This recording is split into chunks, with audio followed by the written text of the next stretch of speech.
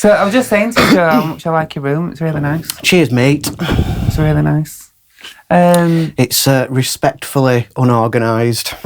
It's organised as well to a degree, though. That's the thing. Do you know what I mean? I don't like to sort of do a theme. I just like to put things up that I like. So tell us about when you first got into music. Oh, well... What were you wearing at the time? What was I wearing? A zoot suit and a top hat. I've always been into music. My dad's a drummer and my mum's a dancer, so... I didn't know your dad was a drummer. Yep. And I didn't know your mum was a dancer? Yeah, she's world famous. I'm seriously. Are you actually being serious? I'm being serious. You go downstairs. So let me get this right. So when you turned up to the gig, in that Newcastle gig, you brought a world famous juggler. Yeah. Yeah. And now you're telling me that below my feet right now there's a world famous dancer. Well, she's not in at the moment, but is she not? Yeah, she's out dancing.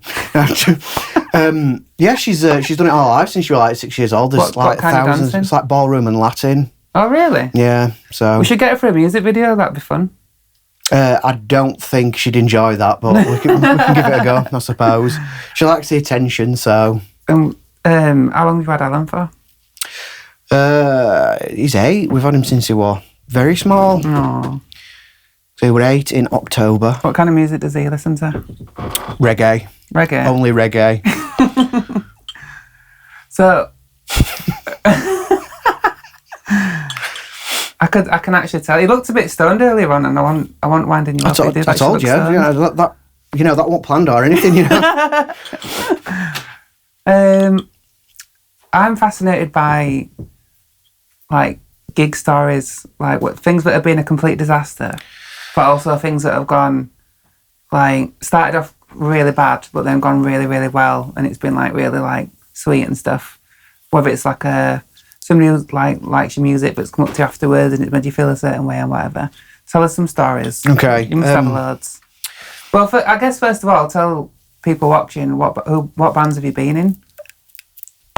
Witch of the East. Currently.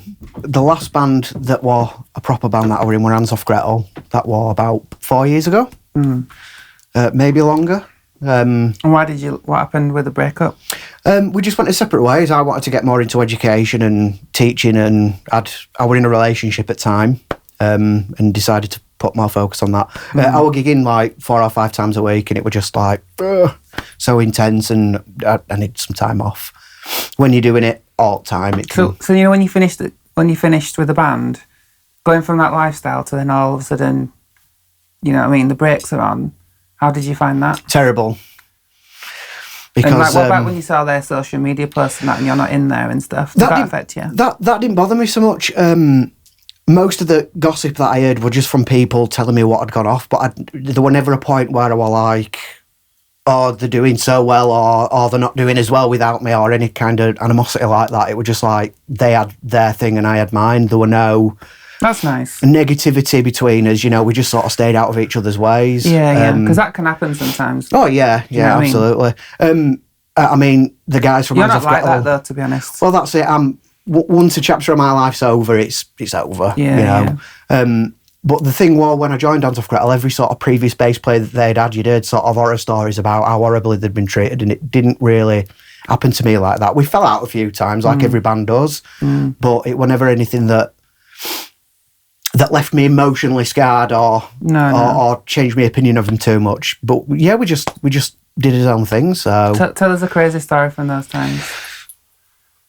So one particular gig in Scotland, there was a guy that came up to me just before we were about to play. We used to love having a drink before we went on stage, and this guy came up to me in the strongest Glaswegian accent you can imagine. Never met this guy before in my life. He says, "Have you ever had a shot of death?" And I'm like, "What?" He's like, "Have you ever had a shot of death?" And I'm like, "What's that?" Did you actually think he was going to shoot you? No. He was like, "What's that?" It's like, "It's 2 shots of Sambuca and 2 shots of whiskey together." I'm like, no, I've never had a shot of death before. And he's like, "Come with me." And sorry for the terrible accent, by the way.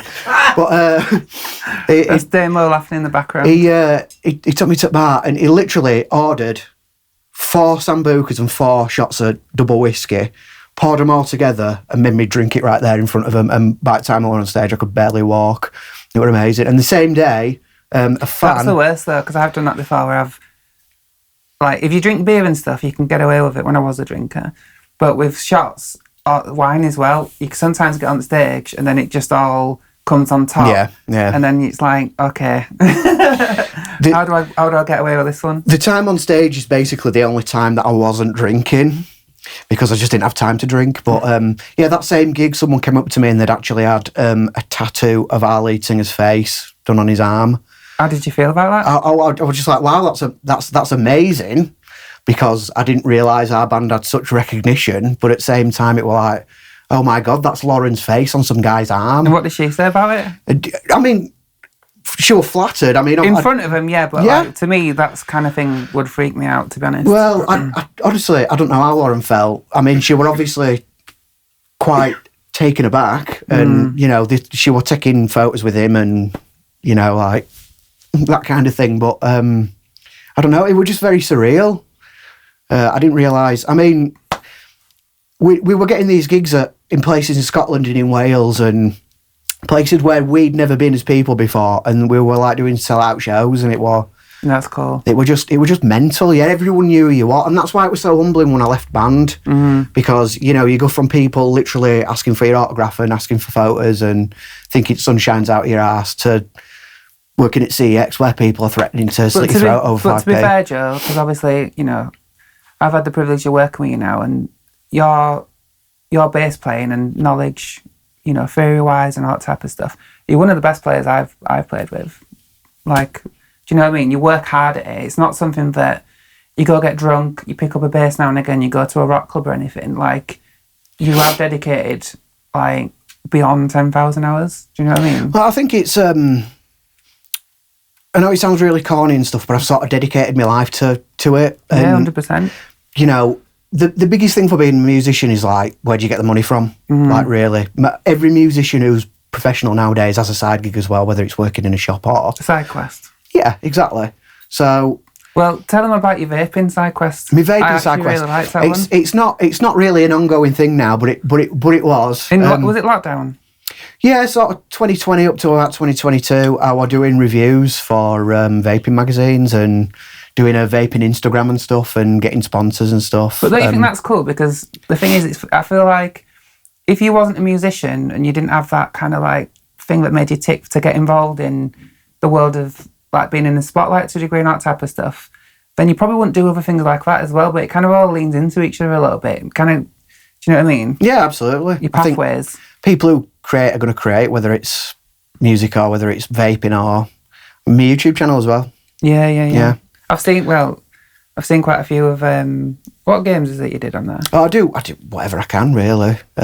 Mario and Sonic the Hedgehog and me and Dave were in bed like a couple of months ago, and we were watching one of your videos, and it was like, because we've got the big, you've seen the bedroom, it's got the big TV at the end of the bed, and there's like 12 Joes in like different columns playing different parts of the bass. Did you like it though? I mean, it was cool. It's just trippy. Do you know what I mean? Yeah, it's hard work doing them. You know, loads of people get on at me because I don't upload. But like, it's a lot of work, though, isn't it? It's 2 months of solid work just to do like a 2.5 minute long video. It's ridiculous. It's mostly finding time with the other guys that do it, because I can't do it all myself. And if I did have the time to invest in doing it all myself and getting all the software and buying all the hardware, that it'd be years and years before I knew how to use it all. So unfortunately, he's relying on other people. But yeah, James does a good job. So going back to some crazy stories, my favourite topic. Tell us about a time when you played and it's just gone horrifically wrong, and you've had to just accept that this is just a really bad gig, and it's just like, you know what I mean, like damage limitation type of thing. I think because we're not all perfect, and there's definitely times not. Where it's just gone like tits up. Do you Look at our gig in Newcastle. Oh, that was crazy. The wrong thing was plugged in wrong way. I thought that guy, because he pulled a gun out, I actually thought it was like, because I don't know him, do you know what I mean? And it was like a crazy venue on it. It was just a crazy night, and I was just like, right, this is a bit, you know what I mean? Like, this is the kind of place that, like, really nice people that work there, but it's just the kind of place that if something was to go wrong in a big way, it could be there, but it all ends. Yeah, I think I know what you mean. And it's sort of like out at city centre as well. Yeah, isn't it? It's like down a little road and... Like, it was they were really friendly and everything, but it's definitely one of those places that's like...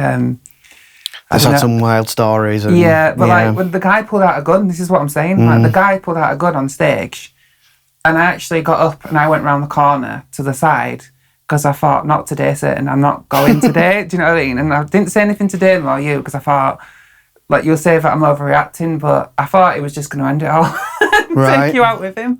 So I just went round the corner. It's the kind of people as well, though, isn't it? Like, all the misfits and... some guy just randomly pulls out a gun, I'm trying to think I mean, I haven't got any stories that sort of involve people pulling out guns. I did once get... I once sat in a club after playing a show with a cover band with a good friend of mine called John, and he did have a gun with him because he'd been hunting. Right. Next thing we know, just me and him are sat at a table, and 3 armed police officers came in and started pointing the guns at us. And said, what are you doing in a public place, in a pub, drinking alcohol with a weapon? That's fair. Luckily, they just sort of took him home. He took his gun back home. And was it a shotgun? It was, yeah. I think it was a rifle of some kind. But, he didn't get it out. I didn't say, show us your fucking gun in the middle of this pub. But, that were interesting. That were a record for that. It's lying in Cass. A guy called John. I don't know his surname. He was going out with a friend of mine, but yeah, we had 3 coppers point guns at us saying, why are you in this pub with a weapon? We're like, shit. It is. That's not uncommon for lying, though. I suppose not, no. I haven't been in a long time. The thing is, though, like, when speaking of Cass, otherwise known as Cass Vegas, there's a lot of musicians that have come from here, like, really good musicians, like, you, Damo, Dre, Jason, you know what I mean, like... All from Cass. N-Dubs have recorded here. Chumbawamba have recorded here. Skindred have recorded here. Because of Chairworks. Oh, Chairworks, yeah. Well, Marky Smith, The Fall have recorded here. Yeah. To my knowledge. Anyone else you can think of? I was from Cass. Go on. Mike Vennart. Oh, really? Yeah. Right. We need to put a microphone on you, Damo. Right. We can hear him. We should do it. Yeah, most of my music, a lot of my musical stories sort of involved Damo a little bit, so... Oh, yeah, because you were in a band together, weren't you? Yeah. Candid Squash. That's the one. Tell us about that. What would you like to know? What did you do in the band? Well, I played drums originally, believe it or not, on a red PV kit that cost about 50 quid. It started off just me and Damo, and then Luke A got involved playing bass. So with that, how do I word this? How far did it get in terms of, like, having a fan base coming to watch you guys and all that type of stuff? It sort of took off quite quick. It went from, like, sort of just me and Damo playing, like, some riffs that he'd wrote. Because wasn't Dre in it as well for a bit? Yeah. It were really strange. The lineup changed loads, and original lineup ended up coming back and doing different things. Like I went back to bass rather than on drums. But sorry, what was the question again? How do you cook a Yorkshire pudding? How do you cook a Yorkshire pudding? You need flour, milk, and eggs. And the trick is to get loads of air into it. No, the question was, like, because what I'm getting to is, like, you're playing in a project where it's like you and your mates, and then going from that to all of a sudden, you're in a... Not that wasn't deemed as professional, if you want to call it that, but to all of a sudden you're gigging 5 nights a week, it's your living, and this is all of a sudden, like, your livelihood, and because you've not got any other time to do anything else. Like, how was that change for you? Do you know what I mean? Going from one to the other and just touring all the time? Because that's the thing, some people can't hack touring. Well, that's it. I don't think it were more like I couldn't hack it. It was just there were no benefit for me to do it anymore. Like, I'd experienced all I'd wanted. How long have you been doing it for? About 2 years, like non-stop. There were only, like, over Christmas and New Year's where we weren't doing anything. Even then, like, I remember playing gigs on New Year's Eve or New Year's Day. But it was I just wanted to try something else. Like, the big thing for me was I went into music education, but stopped at a national diploma. I never did a degree. Like, all my friends that have done music have done a degree, and I always wanted to do it because I just wanted to get really good. So it was just like... I think knowing you like I do now, when you've got something that is happening outside of your head and it's a thing that is a flag in the ground kind of thing. It helps you focus better and not get distracted. Yeah. Do you know what I mean? Yeah. And what is it you're doing at uni now? What course is it that I'm doing? Yeah. I'm doing a master's degree in music and music psychology. It's an integrated master, so it's a BA and a master's degree. And after you've done that, what do you think your plan is after that? I've not got a plan. A lot of people ask me this, what do you want to do once you've left uni? It's like, I didn't go to uni because I was thinking about what I'm going to do after. I'm just wanted to get back into education, and I'll just keep playing bass, you know, like the YouTube channel is the thing that I always want to do, but I'm just not putting the effort in at the moment because of my degree. I'll help you. You just need to just get a camera, some lights like this, like we've got in here, and just set it up and just go for it, you know what I mean? Well, I've got a friend who owns a music school in Castleford, and he's basically just said you can use this room. So I've got a place where I can do it. You are really good at learning covers as well. Like, that's the thing. I don't know any covers. I just can't do it. I think, controversially, that the better musicians are the guys that don't know theory and can do stuff by ear.